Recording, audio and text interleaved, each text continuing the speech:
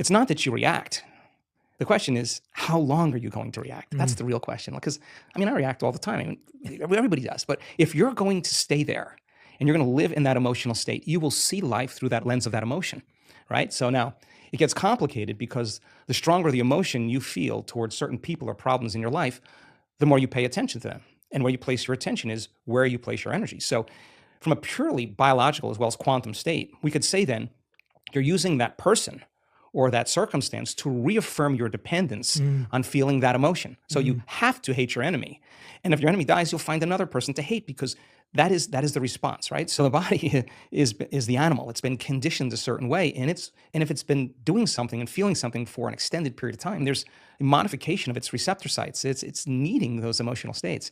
So in the process of change, just be ready because you're going to feel uncomfortable a lot of the time. Now, the question is, do you want to stay there?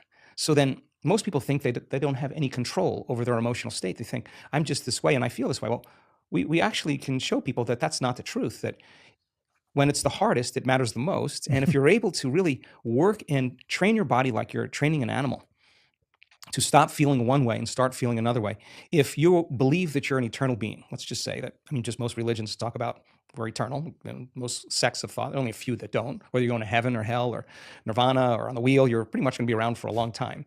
That moment matters so much in the light of eternity because that's the moment you make up your mind to no longer be defined by your past. Why are you being defined by your past? Because emotions are a record of the past. And so then if you're feeling that emotion, your body is believing it's back in that same experience of the past. So the more knowledge that we have and understanding that justified, valid or not, those emotions are hurting no other person but you, because the long-term effects of living by those emotional states, those survival states, are actually down-regulating genes and creating diseases. Sooner or later, you're going to have to ask yourself, is this loving to myself? And forgiveness is just when you overcome the emotion, you take your attention off that person or that problem, and you're freeing yourself and you're freeing them. So people do the best with what they think is available. That's my belief.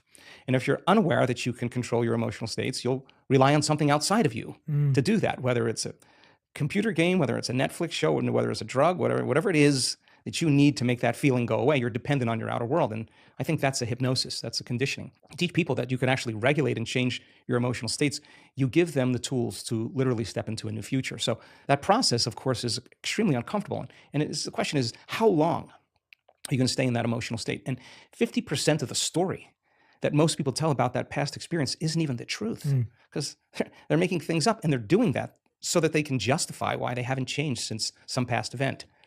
Most people reach a point in their life where they reach crisis or disease or diagnosis or loss or